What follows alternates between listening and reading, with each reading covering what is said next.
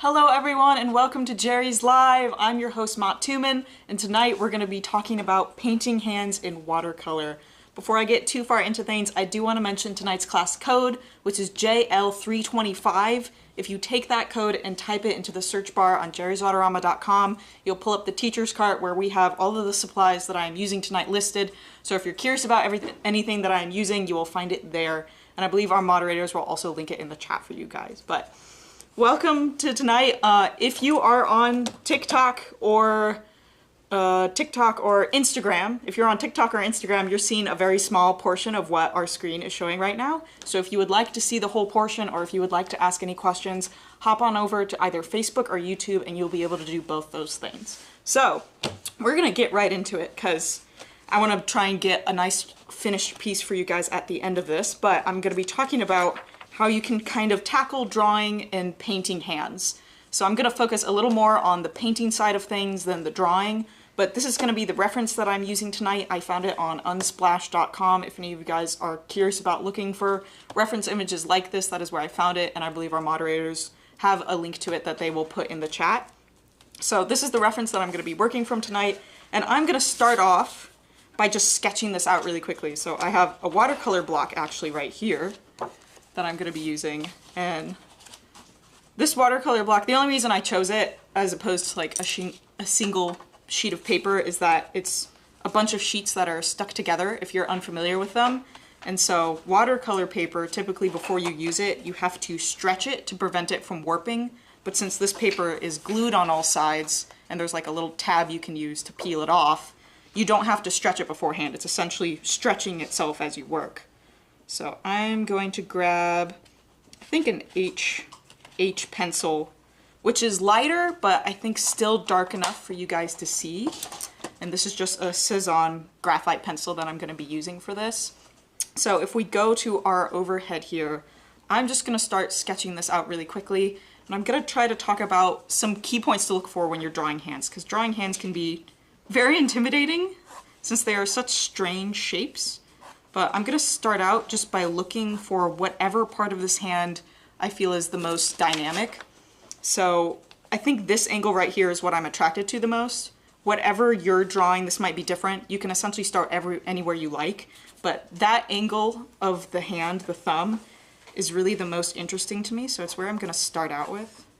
And I'm going to try to get essentially the body of the thumb going, and then this is me drawing in a circle just for that meatier tip of the thumb right there. And I'm trying to hook back into the body and trying to get this meatier portion of the palm right there where the thumb connects to the palm of the hand. So I'm sketching this in very quickly, and I'm just trying to keep in mind proportions and where things lie in terms of other objects on the hand. So I'm kind of thinking this as individual pieces that I'm building together. So if I start to go into my palm that's right here, I'm going to pay attention to where this line is in terms of where the tip of my thumb is. So it's lying right about here when I start to go down. And I might just, sketch that line in a little bit and then hint at where the palm kind of ends. And then I'm kind of treating the palm of the hand like its own shape. And I'll actually draw this in. If you're drawing this yourself at home, you want to draw light. Since we're going to be painting back over this with watercolor, you don't want your sketch line showing up. But I'm going to make this a little darker so you guys can see it a bit better. So I'm hinting at where that palm kind of lies. And this side of the palm, actually this right here looks a bit too thick. I think I brought this line a little too far out. So I'm going to erase that really quickly. And this is just going to be a quick rough sketch as a kind of basis for my painting to go off of. I'm not going to get too much into details and anything like that. I'm just trying to capture the silhouette of the hand and make sure my proportions are looking good. So if I start over here and try to find this side of the palm, it ends pretty soon after that meaty part of the thumb. So you can see this is where my palm ends according to that meatier area right there. So I'm getting that little sliver in, and then there's a bit of a, again, another meatier area in the palm that's right here on the side. So this right here and then this part of the thumb connecting to the palm are kind of the thickest portions on your hand. You can actually see it on my own hand. Right here and right here are kind of those meatier portions, and then it gets a bit thinner into this part of your hand.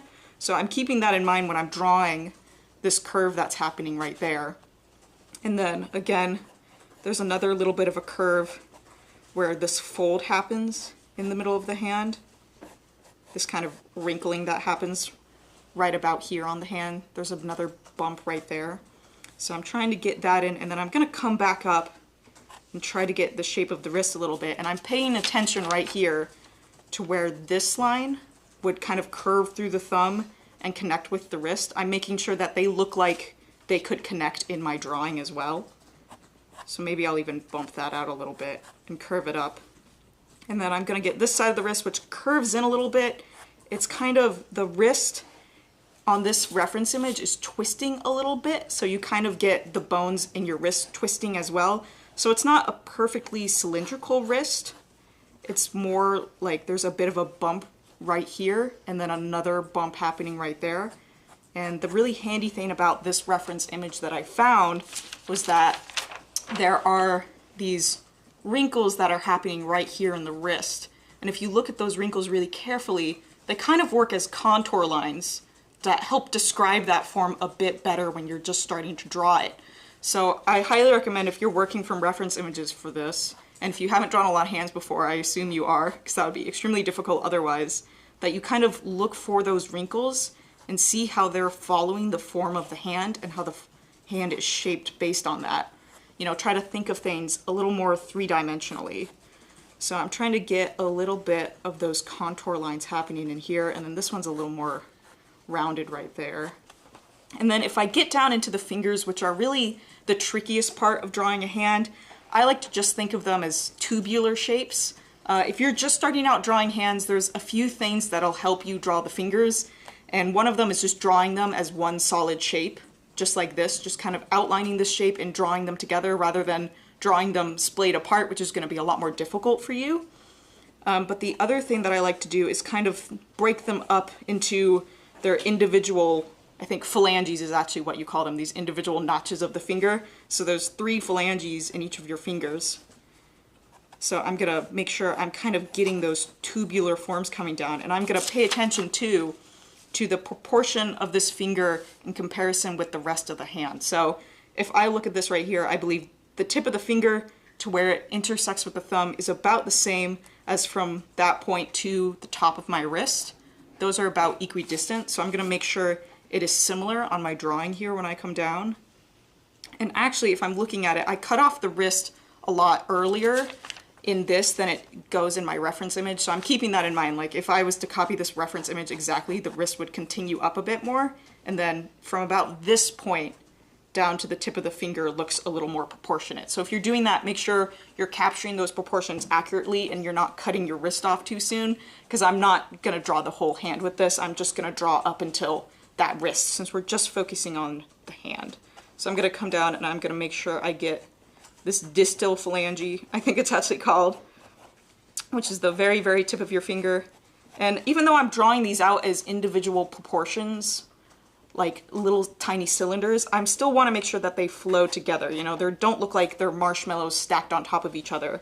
So I'm going to come back in this part of it and kind of smooth them together a bit so it looks more cohesive, more like they're one shape rather than just placed together.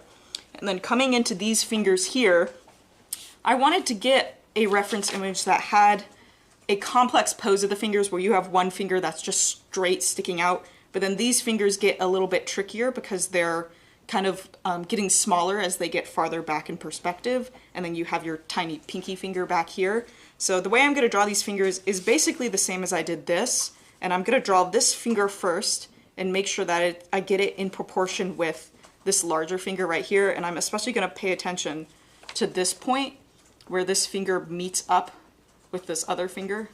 So I'm going to look right here, judge where that is on my drawing, and then draw down a little bit. And then I'm getting into the knuckle here, and knuckles, they get a very bumpy rounded form, so you can see on my knuckle how it kind of juts out a bit before it flattens. That's what the shape is doing on my reference image. It's jutting out right there, and then it's flattening just a little bit, but it's very subtle. It's very, very subtle. So I'm going to make sure that I try to make it very subtle on my image as well. because those tiny little subtle points in the hands are really gonna make it look more realistic rather than just having something that's very tubular, which is part of the reason why I didn't just immediately break this up into a square for the hand and then tubes for the fingers and everything, because those little subtleties and how the flesh kind of bends and squashes as the hand moves is gonna make things look a bit more realistic. And realism is really what we're going for here. So I'm gonna get, there's a bit of a kind of bulbous point on the tip of the finger where it rounds out. So I'm gonna make sure I get that. And then the back of this distal phalange has the fingernail, which is gonna make a really, really flat plane. So the very tip of that finger is gonna be flatter on one side and then a lot rounder on the other. So I'm paying attention to that as I'm drawing. And now that I've got this finger out, I wanna make sure that the negative space between this pointer finger and this finger is accurate. So the negative space is basically, so if I just drew this hand as a silhouette, anything inside the silhouette is positive space and anything outside of that silhouette is negative space. So anything that's not the hand. And if you look to negative space when you're drawing things like this, especially if you're drawing the areas between fingers rather than the inside of the finger, that'll help you get that shape a little bit more accurately. It'll give you more keys to look at. So I'm gonna look at this negative space and then I'm gonna look to my drawing and I'm gonna make sure they're accurate. And I actually think that this finger isn't quite sticking out as far as I need it to. Even if I could come through here and I could draw kind of a cross line between those two, and then I can see if I try to do the same motion on my drawing, the tip of this finger isn't quite lining up. So again, I'm gonna get my eraser and I'm gonna make it a little bit longer so that it matches up with that a little bit better. So I might even pull it down a little bit because it feels like it's too close to the body of the palm right now. So let me get that going in there. Again, I'm watching those knuckles and kind of paying attention to how they curve and then paying attention to that flatter part. And I need to get the rest of this shape of that middle phalange that's in there. Phalange is such a funny word. I love saying it. Phalange. So I have that more bulbous part of that finger there and then the flatter part where that fingernail is. And then this part is curving around pretty subtly. So I got that finger in. I'm a lot happier with how that looks in comparison to my reference image. It looks like it's long enough now. So I'm gonna continue on to the next finger. And again, I'm paying attention to how much space I have on the palm here for my fingers. When I proportioned this out, I was paying very close attention to how long this was so that I would be able to fit all 4 fingers in. And if you're having a lot of trouble getting all 4 fingers to kind of fit comfortably on this part of your palm, try just drawing the fingers out first. Drawing the fingers out first and then connecting the palm to it might help you, because it could be too that you're just not drawing the palm to be long enough or thick enough. It could be that you're making that part too thin and then your fingers aren't having enough room. So I'm gonna get this second finger in. Again, I'm paying attention to this point right here where this finger kind of meets up and intersects with the other. That's gonna help me get that shape. So I'm gonna find it where it is on my drawing and then get that flatter portion and then that more bulbous part. And I'm paying attention too to where this distal phalange on this finger is a little bit more this way than this one is. It's pushed a little farther back, so this part of this crease between this distal phalange and this one is a little bit further back. So I want to pay attention to that a little bit and make sure I'm getting it further back than I put it. And again, getting that fattier part at the tip of the finger and then going down into that flatter portion. And then once I have that ready, I'm gonna get that final little pinky finger that's right there. And I'm gonna make sure this pinky finger doesn't go straight flush with the rest of the palm. There's a little bit of a bump that's right here into this finger right there. So I'm gonna not put my finger directly on the very edge of the palm over here. I'm gonna make sure I have it more, just a little scooched in. And then again, getting that crease in is really important, and making sure too, I have this finger pushed up quite a bit and I might have actually pushed it up too much.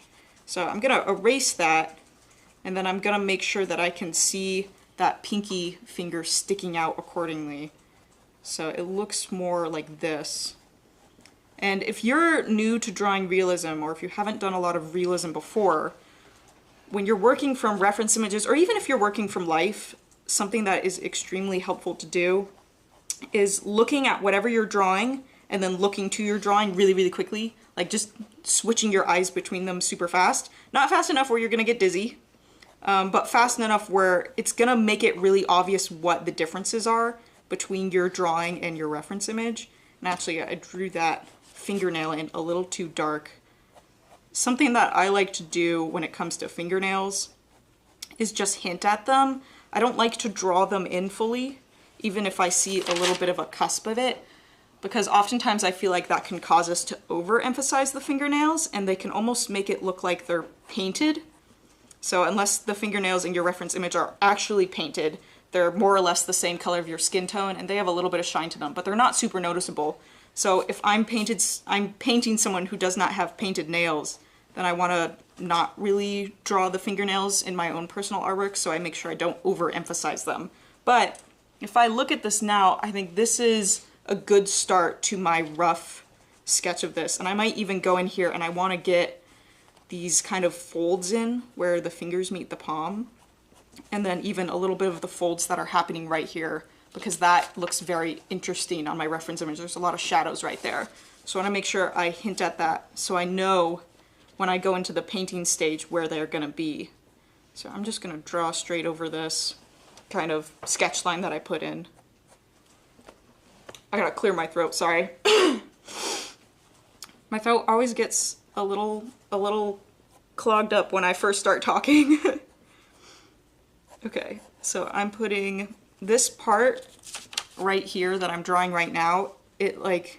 So there's a meteor portion right here, right? That hooks down a little bit. And then this part it's a little bit higher up into the palm than these two are. So I'm making sure I pay attention to where that line lies on my drawing. And I think once I get a bit of this portion in right here, just hinting at it, this is a good starting sketch for drawing my hand out. And I'm actually gonna take my eraser really quick. I have a kneaded eraser. I did not put this in the teacher's cart, I am sorry.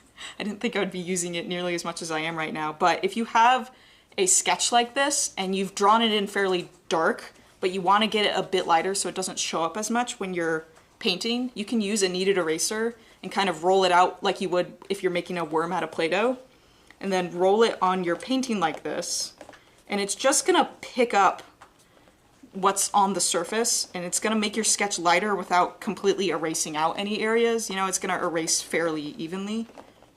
So I'm just gonna run that over so that these sketch lines aren't showing up really. I will add the kneaded eraser. Thank you, Amanda. Okay, so that kneaded eraser will get added in, and I'm gonna erase this line where I think I'm gonna leave the wrist fairly short right there. So I have my sketch all done out, and now we get into the fun part, which is painting. So I have a misting bottle right here. This is our Aqua Mist spray bottle that I'm using to get my pans nice and wet and activated so that they're gonna pick up a lot easier. And this is the Lucas 1862 watercolor palette that I'm using. And I'm gonna start out using the largest brush that I have because I'm just gonna get some really loose washes in. And this right here, this person has a darker skin tone, but I'm not gonna pay too much attention to values right now. I'm just gonna start out looking at the lightest color that is in this person's palm, and then we're gonna build darker layers as we go. So I'm just gonna look, that's a very light highlight that's on the edge of his thumb right there, and then some lighter parts in the palm. I'm gonna try to match that color as best I can. And in this first layer, actually if you're making a big wash, something that's super helpful if you have a spray bottle, is if you just spray water directly into your pan, rather than trying to carry water with your brush from your bucket. I have a water bucket right here that I'm using. From your bucket to your palette over and over again, that can get super frustrating after a little bit. So I like to just spray directly in since I'm making a fairly light wash. And then when I'm mixing skin tones, I like to start out just using primaries. So I have a magenta right here, and this lighter skin tone that I'm mixing, it's fairly warm, so I feel like I'm gonna end up using a lot of magenta for this. You can see that I've used this palette quite a bit. If I show you guys, I have really abused this palette. So some of these colors do not have a lot of life left in them. So I'm gonna make sure I get a good amount of that magenta mixed in there. And I just realized that I do not have a rag, so let me grab one real quick so I can dab my brush off. Okay, I'm gonna put my rag up there. So I got that magenta out, and then I'm gonna make sure that my brush is clean. I'm gonna pick up some clean water so I can get a bit of that yellow in. And I think I'm gonna use well, I'll go for the cooler yellow right here as opposed to my warmer yellow, but it is stained a little bit green, so I might just wipe that pan off really quick before I get my mixture too green. So I'm gonna add a bit of yellow into it. And then from there, this is a very strong orangey color. I'm gonna tone it down just a little bit so that it's a more realistic skin tone with a bit of my cyan. So the cyan can come off very strong. If you're just starting to mix skin tones, it can make things look very green quickly. So I recommend just using a little bit and then slowly toning it up. And actually, what I like to do is I like to dab my paintbrush on my rag to see what color it's gonna produce. And you can even, if you like, if you're just sketching things out, actually dab a little bit on your paper if you wanna realistically see what that color is gonna look like. And I think that's close to the lightest skin tone of my palm, but it's not quite pinky enough for what I like. So I'm gonna add a little bit more of that magenta, just the tiniest bit. And I might even add, well, I was thinking about adding more water to it, but I think this is actually the value that I wanna go for, so I'm gonna stick with it. So I'm gonna make sure that my brush is really, really saturated. And I'm using, again, the largest brush that I have because I'm just laying down washes. I'm not focusing on details or anything like that right now. And I'm just gonna go across the entirety of the hand with this wash. I'm just gonna make sure I get this whole silhouette filled in. That's kind of the base layer that I'm gonna be building up the rest of my painting on. If you're struggling with making clean, consistent washes, because this kind of painting is gonna involve a lot of that, a tip for you is to make sure that when you're picking up your wash that you created, one, make sure you mix enough paint so that you're not struggling to fill the entirety of your image, but two, try to make sure that you're picking up the same amount of pigment and water every time that you go into your painting. That's gonna help you get cleaner, consistent washes. Because if you're ever picking up paint that has more pigment that you previously picked up or more water than you previously picked up, it's gonna cause what is known as either blooming or cauliflower effects is what it's commonly known as. And that's just where, you know, you get an area where there's more water in that area than there was previous areas, and so it's gonna kind of push away the pigment and cause that blooming effect. And that skill of making sure that you're picking up the same amount of paint each time is gonna take a while to get the hang of. But if you're just trying to make sure that you've got the same amount, I recommend dabbing your brush on your rag before you start putting your paint down so that you can kind of get an idea of what your brush already has on it. That's something that I did a lot when I was starting out, is just I would pick up some pigment and some water, and then I wasn't sure if my brush was too full or if it had too little, so I would dab it just a little bit on my rag to see how much it sprayed out, and that kind of gave me an idea of how much pigment and water it was holding. So I got this base layer done, and it's still, I'm working wet and wet right now, but I think these areas are already starting to dry a little bit. But what I want to do right now is focus on warm versus cool. So just looking at my reference images and thinking about what areas are warmer and what areas are cooler and starting to build that in. So I think this part of his palm has a bit of a cooler effect. It's a little in shadow, but it also has a bit of that veiny coolness.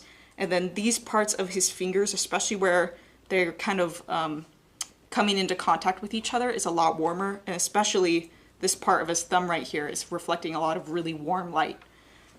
So I'm gonna start hinting at that a little bit. I'm actually gonna maybe take even almost straight magenta. I'm just gonna add a good amount of magenta into my mixing area right here. And I'm gonna go in and just start kind of dabbing it in. And again, if you wanna prevent that blooming effect, make sure you're adding in the same amount of water that you did previously on your area if you're working wet into wet, or make sure that your bottom layer is dry so that it's not going to be pushing the pigment and everything out of the way. It's just going to be layering on top of it. So I think I need to make this magenta a bit darker because that didn't quite show up. It did just the tiniest bit, but this warm color in his fingers, I might even add a bit of yellow to it so we're getting more of a reddish tone because it is very warm and magenta is a bit of a cooler red. So I'm going to add a little bit of that yellow in so I get more of an orangey color. And then I'm going to come in and start adding it to the tips of his fingers and even continuing all the way up here into the palm. And then I'm even going to come back and add it to these fingers over here, especially like the tips of the fingers are very, very pink. And something to note here, I'm drawing someone that has a darker skin tone, but something that's very key in realism is that our palms tend to be different colors than the rest of our skin. They just tend to be lighter and pinker. It's true for everyone, even people with light skin like me. It's just a little more subtle since the rest of my skin is very light. So he's gonna have darker skin up around his wrist and then curving here on the sides of his fingers. But the palm of this person's hand is gonna be lighter and a bit pinkier, just like mine is. So I'm keeping that in mind as I'm painting that this side of the finger right there is just going to be a bit darker and a bit cooler for his skin tone because I believe his is a bit cooler in some areas. So I'm going to keep coming in here and adding in my magenta. And I'm not too worried with getting this perfect. Again, you can see even the edges of my painting are very rough and kind of bumpy right now if I hold it up a bit. I didn't perfectly follow the silhouette of the hand. You can, but I'm actually gonna come back in later if we have enough time and fill in a background, and those bumpier areas are gonna get covered up, so I'm not as worried about them. I am gonna take this line that I painted up here and I'm gonna smooth it out a little bit with just a little bit of water on my brush. My brush isn't soaking wet, saturated with water right now. It just has a little bit and it's clean otherwise, so I can kind of take this paint here and pull it up without worried about, again, that water kind of blooming into it. Ugh, excuse me. So you can even see here on this thumb, if I hold it up, I got a little bit of that rough cauliflower edging effect from where I added in a bit too much water when I laid this on. But I can fix that just by going in with my clean brush that's just a little bit damp and just dabbing at those edges. That's gonna pull them out and get rid of that harsh edge. Some people actually like that harsh edge if you're doing really washy effects. That can be really interesting. But since I'm going for a more realistic effect, I don't really want that. I'm gonna add texture into this person's skin in some different ways. So I got a bit of those pinkier tones laid down. I wanna get some of those cooler tones, and then we're gonna start upping the value of this and bringing in shadows and bringing in more of this person's realistic skin tone. So I'm gonna get a bit of that blue, and I'm actually gonna lean towards purple, because I think this area, especially of this person's palm, kind of looks more purpley to me. It's not like the palm itself is purple, you know, it's not screaming purple, it's very subtle. But since watercolor is very transparent and I'm working in layers, I know if I sense just a little bit of that purpley effect, then I can put make a straight purple color, layer it in, make sure it's nice and transparent, and it's still gonna have a realistic effect. So I have a little bit of that mixed up, and then I'm gonna come in here and I'm gonna start laying that down in this area of this person's palm. I'm kind of hinting at it too. So trying to find colors in skin tones can be lots of fun. And there's lots of different ways you can do it, and there's lots of different colors that you can find in people's skin tones. It's not just, you know, I'm using primaries right now to make things simple, but I know when I'm painting my own hands, and I actually have an example down here of my own hands that I painted, and I use this for the thumbnail. I have a lot of super green tones in my skin, so you can see I started playing around with that and layering in, especially right here in the palm, a little bit of green. But since, you know, the transparent nature of watercolor, especially right there, that's kind of greeny too, is that you're layering up colors. The washes are kind of combining and mixing with each other visually as you paint. It's still gonna give a realistic effect even though I painted straight green onto my very much not green hand. So that's the kind of thing that I'm looking for a little bit here. I'm not so much looking for value, I'm just looking for cool versus warm and how that differs. I think I'm gonna continue this cool color a little bit into his wrist where it kind of shadows a bit. And this is just, you know, beginning the first initial layers. And this whole layer, I might actually end up painting over a lot of this to get everything darker, but I'm still keeping in mind that all of these layers are transparent enough where I'm gonna still see them, even the slightest bit later, and it's gonna help add to that realism. So I've laid down a bit of that warm versus cool. I'm gonna add just a little bit more of this blue color continuing into the palm, maybe a little bit there too. And then now, since this is mostly dry, I'm gonna start ramping up the value. So I'm gonna switch to a slightly smaller brush. I think I'm gonna go a size 10. I might even just go, I have a size, these are the Mimic Kolinsky brushes, so they are synthetic watercolor brushes. I used my largest size here. I'm gonna use my second largest size here, which is a size 10, and then I think I'm gonna continue down into my smaller sizes as I get closer to the end and start adding in more details. So switching to the size 10, I'm gonna get it wet, and then I'm gonna think about what I wanna start adding in, and I think I wanna start trying to get more realistic skin tones and trying to get some of these darker colors that are in the fingers starting to suggest more at the shadows. So I might start here. I think I wanna start with this finger that's sticking out since it's very, very warm, and I love this warm kind of edge that the shadow has. It's almost straight magenta, that color. So I think I'm gonna start mixing a darker color like that. I'm gonna have less water and a lot more paint that I'm mixing in. So I'm starting out again just with my magenta, and then I'm gonna go to yellow again. That's kind of how my brain works, is to go magenta, yellow, blue, and just kind of proportion them out however I think that color might be mixed.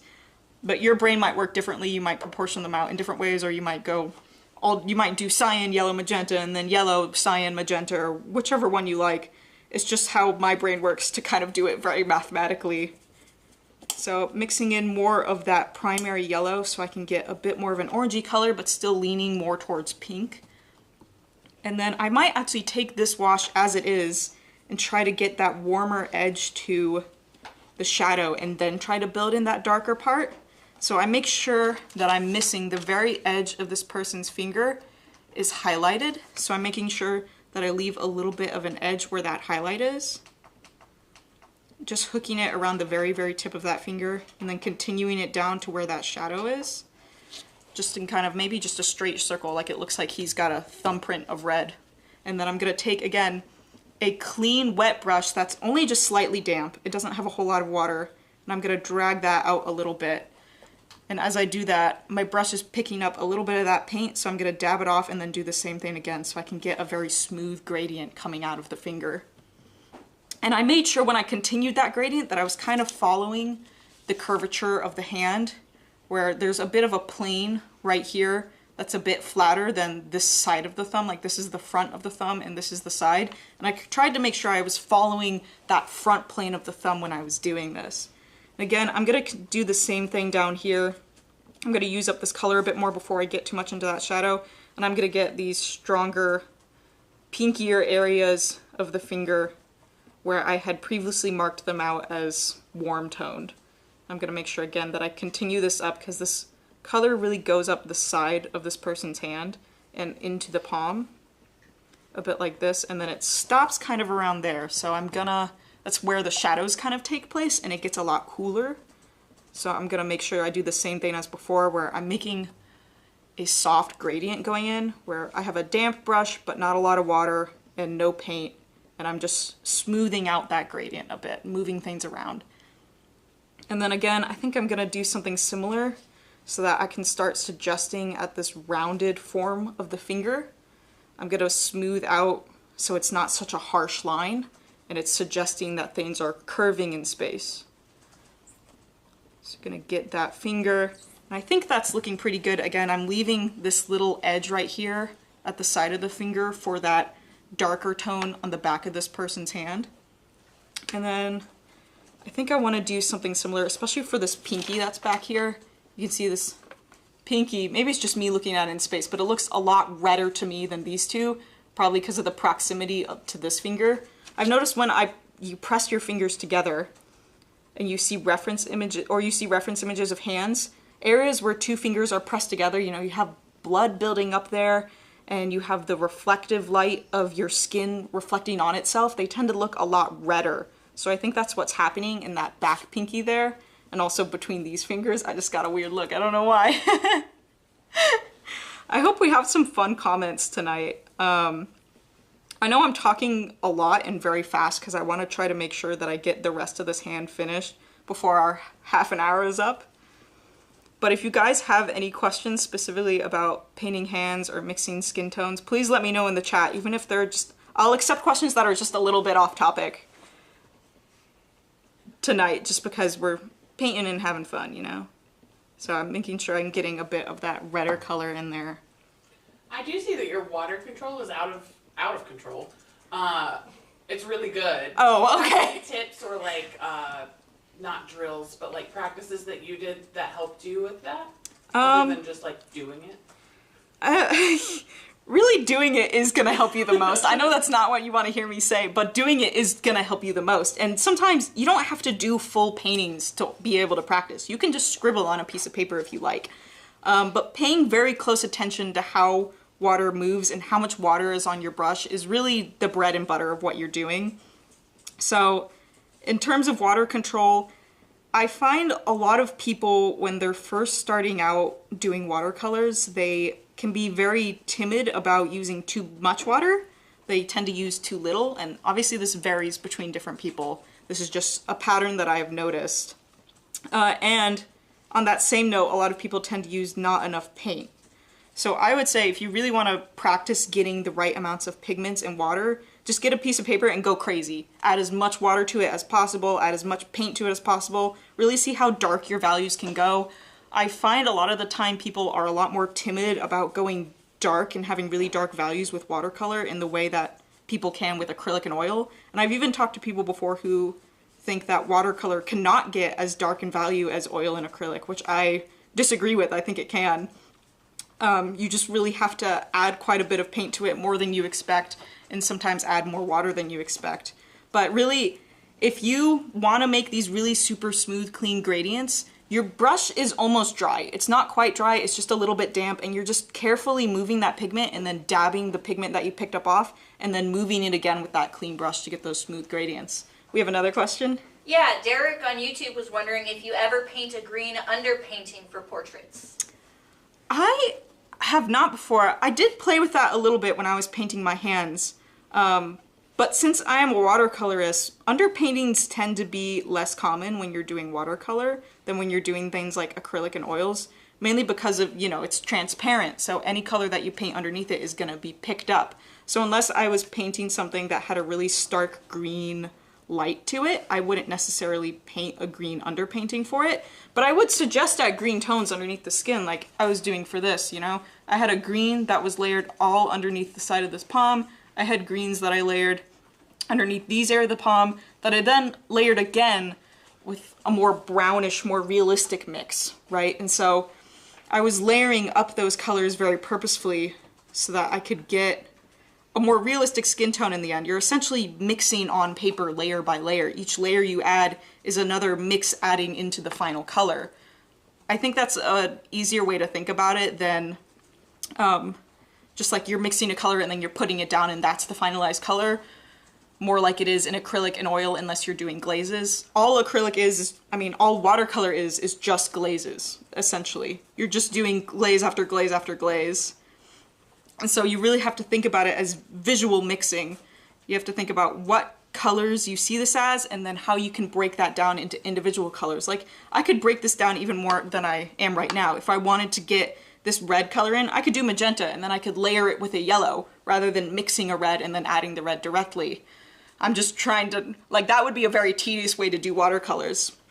But you could do it like that, because that is how watercolor works, is just visually mixing every layer that you put down. So, I mean, go crazy for if you want to do a green underpainting and see how it goes and see how the subsequent layers you layer on react. You have to be conscious of not muddying things too bit. I'm talking a lot right now. I do want to start mixing up a darker value so I can start getting, again, this more realistic skin tone, because this person's hand is looking a little more like mine than the reference image right now. So I'm gonna start mixing that while I'm talking. And actually, I think I lost my train of thought anyway.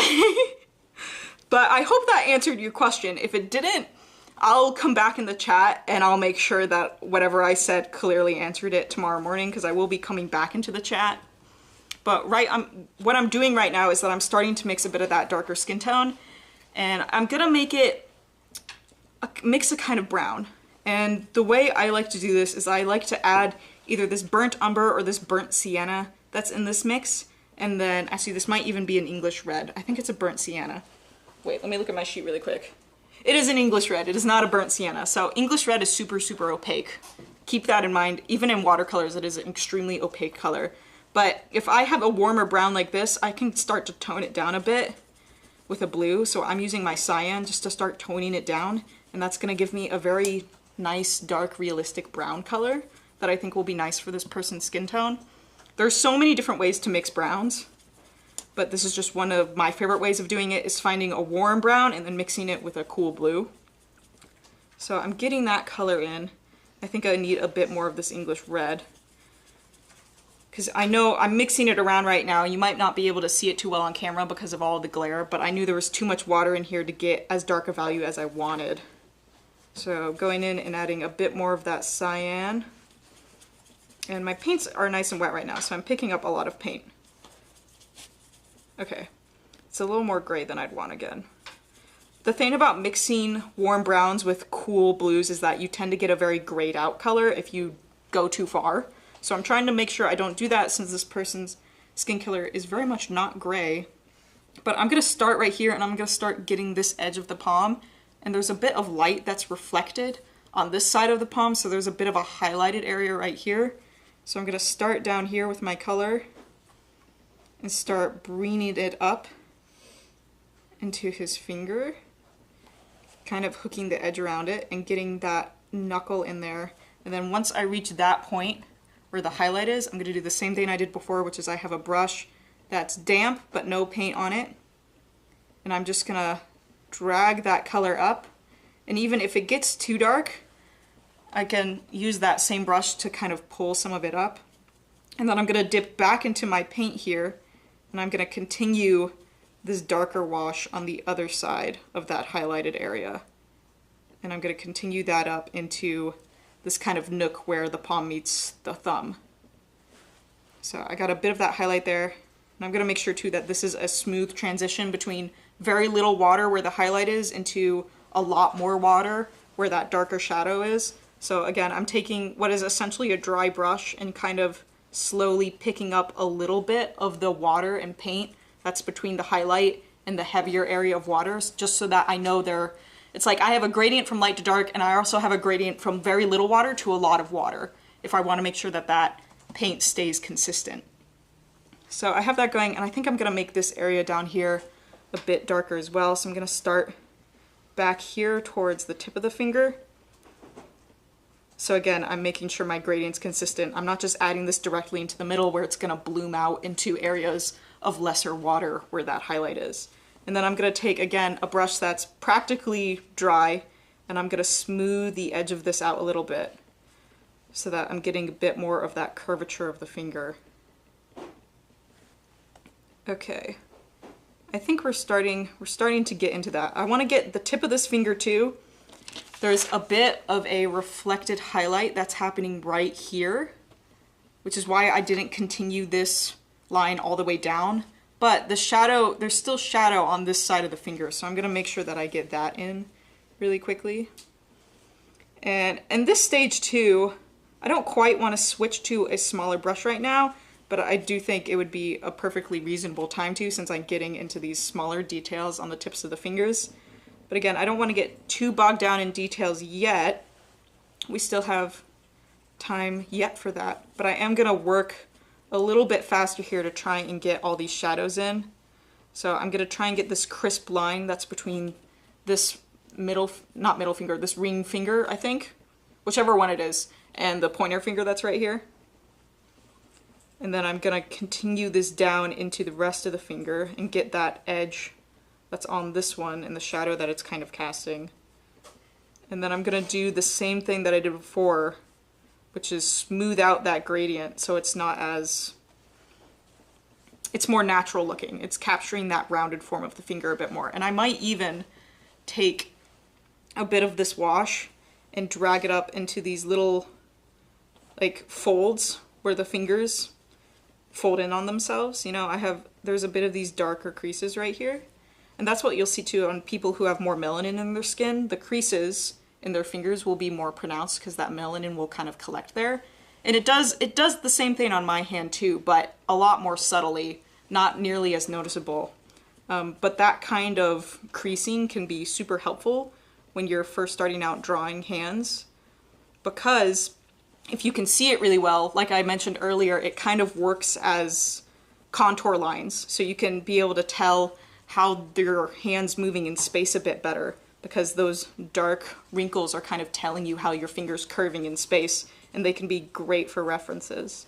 So I'm gonna pick up a little bit of the dark wash that I put right here because the tip of the finger gets a little lighter right there, and I pulled that out a little too far. And then again, my brush is like almost dry right now, and I'm just smoothing out the edge of that gradient a little bit so that it captures that more rounded form. And I'm gonna do the same thing for my next finger. So, continuing over here, I might even add, I feel like this wash is getting a little bit lighter as I go on and I pick more of it, so I'm gonna mix a little bit more color into it and make it a little bit more opaque. So just again with that English red, which is a very opaque color, and then I'm making sure I pick up a good amount of cyan because it's not nearly as strong as English red. If you have ever mixed colors with English red, I love doing it, but it's kind of like a love-hate relationship because English red is such a strong, opaque color that it will destroy any other color you mix in. Like you see right now, I'm mixing this color right here. It's still very, very much a warm brown, even though I've mixed in a ton of cyan because of how strong that English red is. But it's really good for bricks. It is really good for bricks. It's an amazing brick color, English red. It's a beautiful color. I'm a fan of English red. Again, I think a lot of people, it's either you love it or you hate it, because it can be quite annoying to mix with. And I actually just splattered my thing with paint a little bit, but that's fine. So I'm moving in and I'm gonna try to get the shadows of this next finger that's happening. And I think I'm even actually gonna switch to my smaller brush.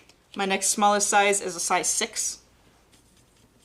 So I'm gonna soak up some paint and then try to continue onto this side. And again, I'm paying attention to the silhouette of this finger, even though I'm painting in the finger next to it, because I want to make sure I'm not accidentally going over any details that were there. And then I'm going to continue this up into where the fingernail is, but again, I'm not really focused on overemphasizing that fingernail or painting it specifically, because it blends in so much with the hand that it's not a very important detail for me. Again, I'm going to make sure that the tip of this finger is a bit lighter, because there is a stronger highlight that's happening right on the tip of this finger, and I pulled that shadow a bit too far into it. So I'm just pulling some of that paint away, picking up some more, and then coming in, and I'm just going to suggest that these creases that are happening, you can see right there, that might have been a little too subtle, but I accidentally picked up more water than paint, and it bloomed into the rest of my wash that I have right there. You can see how wet it is. So I'm just going to take my brush, I'm going to dab it off, make sure it's almost dry, and then just pick some of that paint up so that wash isn't causing blooms. And then again, I'm coming back here to my wash. I'm going to dab this off a little bit because I think I have a little bit too much paint going on. And then I'm going to get a little bit, there's a little bit of a shadow right there, but not nearly as much as it is on the rest of the finger. And then again, just smoothing out that gradient the same way that I did before. There's a lot of push and pull between soft, smooth gradients and hard, strong lines when you're doing this. Right now, I'm mainly focusing on just getting those softer gradients of color in, but continuing this down, when I get into details, I'm gonna end up doing a lot more strong, straight edge lines that are not smooth when I start getting into like these little wrinkles and things like that at the very end. And I think something that's interesting to look for when you're doing these hands is exactly like that push and pull between a soft edge and a very strong hard edge, which is something very subtle that you can look for in composition, especially when it comes to watercolors. soft versus hard edges and how you capture that. It's kind of getting into a more advanced look on composition. And I think the red that I put in here earlier is not quite as strong as I want, but since we're on a time crunch here, I'm gonna ignore it for now and just go into getting some of those darker colors in. And I do have a finished version of this piece that I will show you guys at the end, since it looks like I will not quite get into finishing the whole thing. But it's essentially continuing this process as we go. So I'm gonna pick up a lot more of this English red, and I'm actually gonna mix it in my secondary mixing area that's over here. I might even, there's a bit too much water in this for what I want, since I want more opaque, dark colors. I have a bit too much water. It's gonna take me too long to mix a color with that amount of water. So I'm gonna take some of that water out with my rag, like I just did, and then make sure I get more paint in. And I might actually mix this version of the color with ultramarine blue right here, because it's a bit darker value than my cyan. It's also a bit warmer than my cyan too, which I think will work well for some of those shadows. And I'm gonna start trying to get as much paint as possible in there for it. Again, that English red is so intense that it really washes out any blues I add. And my ultramarine blue here, I've really worn this pan down to its very limit. So I only have paint left on the very edges of it, which is why I'm twirling my paintbrush around in here trying to get what's left on the edges. But I'm getting a bit of a, you see that this color right here that I've mixed is warmer than on this side, just subtly, because this was mixed with the cyan and this was mixed with the ultramarine. It's very, very subtle, but I think it's just enough of a difference that it's gonna capture the subtleties in this person's skin tone. And I'm actually gonna come in here and I'm finally gonna get this darker shadow on the thumb that I mentioned earlier. And I think that's finally getting more towards the value that I want. And again, just trying to make sure that I continue this gradient out into the rest of the body of that thumb. And I might even continue it out even further, because I do need to get some of this darker value that's over here in the meatier portion of the thumb and even down here. And I'm being very loose with it right now. I'm not being super delicate or anything like that, mainly because we're on, I want to make sure you guys get a good idea of how to continue this process on your own. So I'm going to be moving a little bit quickly. And this edge right here, see, this is a much more stark contrast because of that highlight on the edge of this person's thumb. And if you're getting into this stage where you're mixing your darkest darks, something that might help you be able to gauge that value correctly is if you go in and actually paint a background. Because sometimes if you're working directly on white like this value can look too dark, but I actually think it's accurate and matches well with my reference image because of my experience with this, even though it looks super dark on the paper right now. But it's just because of all the white that's surrounding it. It's not because that it's actually too dark. So I'm gonna make sure I get the edge of this finger down here. And again, I'm painting this fast and loose, but take your time when you're doing this. I've heard a lot of people, one of their biggest complaints about watercolor is that you have to work very quickly. And I think it's never as, I think you can take your time. I think, in my personal opinion, if you're just starting out with watercolor and you're stressing because everything's gonna dry very quickly and you feel like you don't have as much working time, it's okay. It gives you, if you're using enough water, then you're gonna have more time than you think. So don't rush yourself just to make sure that everything's dry in time. Take your time to get things perfect, or however you would like it, and then the speed at which you do it will come. So the more you paint, the faster you'll get. The more you do things, the faster you'll get. That'll come with practice, but getting things right and perfect, you have to like try and aim for it every single time to be able to get it right. You can't just blow through things really, really quickly and try and end up getting what you want. I don't know if I'm making sense when I explain that. I hope I am. But I know when I was starting out with watercolor, I was trying to blow through things really quickly because I was like, it's gonna dry really fast. I'm not gonna have much time to move things around. But I think there's more time allotted than most people think when they're first starting out. So I'm getting a bit of those darker tones in there. And I wanna get a bit of the color up in the wrist. I think I'm just gonna add a wash of things. And this color actually I think is too purpley for this person's skin tone. I should add a little bit of yellow into it. For the sake of time, I'm just gonna keep going with it because I'll show you my final image. I have that corrected. But if you're following along with this, I probably would have wanted to add a bit of yellow into this, just so it's not as purpley. Because the thing, English red, while I consider it an earth tone, it is very, very reddish. Mixing it with blues can make something that's a bit more purple. So adding in a bit of yellow to that is going to help you capture that skin tone a bit more realistically. And then I'm going to come in here and I'm going to try to get this shadow underneath the thumb. And I'm not going to be afraid that I'm going dark because as long as it's wet, it's workable. And even when it's dry, it can still be workable. So this is very wet right now. I used a lot of water for it, so I'm not worried about it drying out too soon. I'm going to still have time to move it around.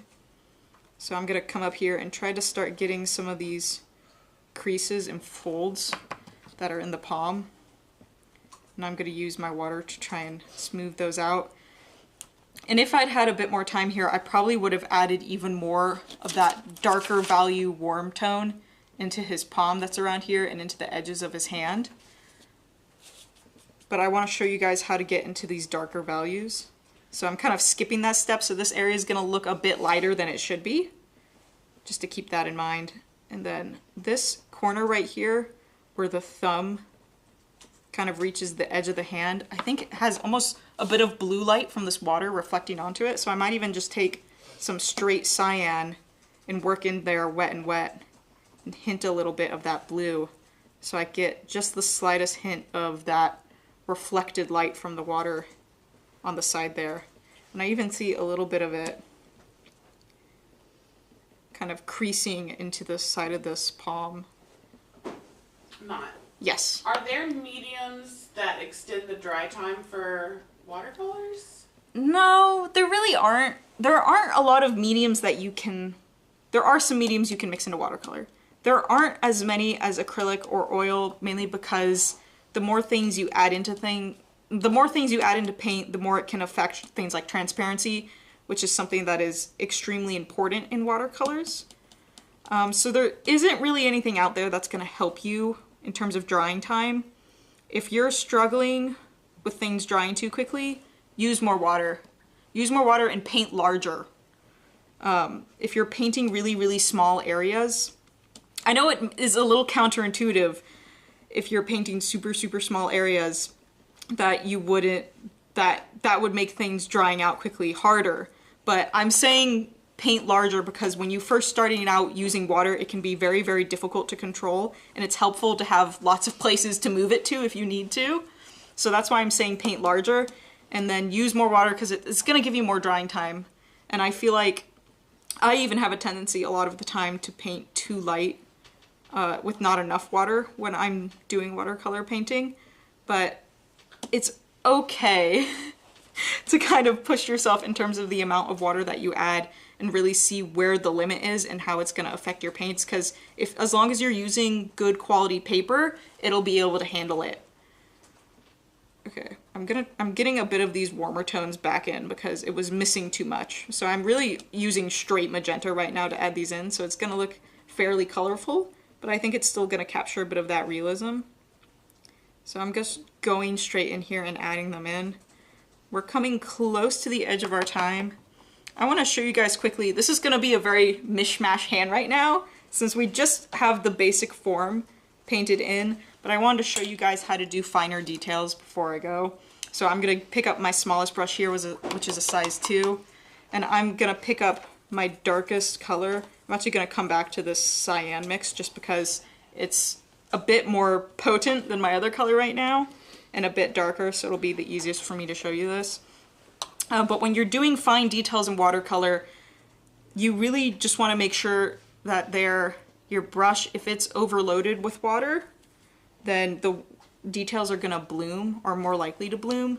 So start out with less when you're doing really small details. If you're getting large areas, start out with more than you think you should. If you're doing small details, start out with less than you think you should. A little tricky there. And then really all you want to go in here and do is start tracing kind of the areas where these wrinkles are.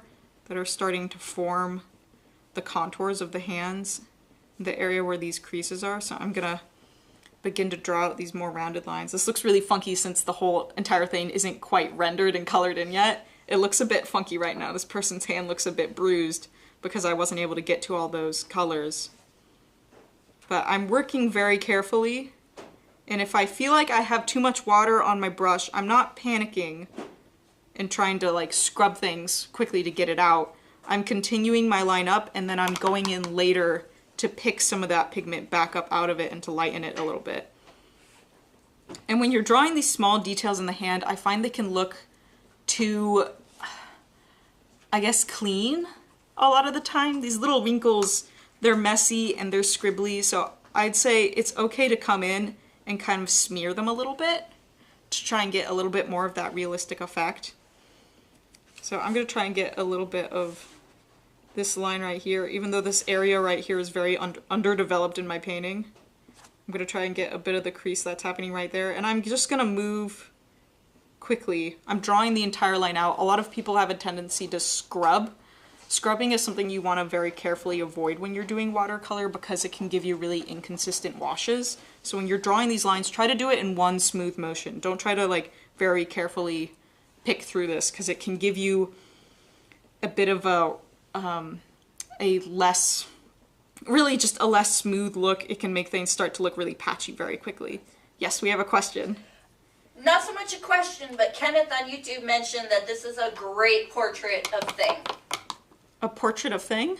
From the Addams Family. Oh, okay, yeah. I see what you mean. Okay. In any case, this is probably as far as I'm going to get for this lesson, but I want to show you guys what the final hand would look like. You would really continue with that same process, just adding more and more value in. You can see here, at some point in the middle stage of this, I went in and I added this dark background, so I would be able to judge these values a little more correctly rather than trying to look at the super bright white and trying to judge the values based on them. So this is how far we got in comparison. You can see I was trying to push. I tried to get a bit more. There's a slight highlight from where this thumb is connected to the palm and this fatty part of the palm. There's just a slight highlight right there, which I think is a really delicious texture. Like, that's just that little tiny highlight suggests so much in the hand, between the separation of the palm and the thumb. Those little things are something you really want to look out for. But this was basically, this is the end of our show here. So if you guys have any more questions about how to paint hands with watercolor and how to capture skin tones and everything like that really accurately, let me know in the comments. I will be coming back through Facebook tomorrow to answer any of your questions. If you have a question and you're in YouTube, comment below the video rather than in the live chat so I can respond to it directly, and I will get back to you guys and make sure you have all your answers that will help you hopefully paint your hands. And even if you have questions about drawing hand anatomy more accurately, you can ask me those too. I will be happy to answer them. But thank you guys so much for coming tonight. Make sure you check us out next week. Emmy is going to be showing you guys the new Soho Slim pastels that came in, so she's going to be doing some fun pastel art for that.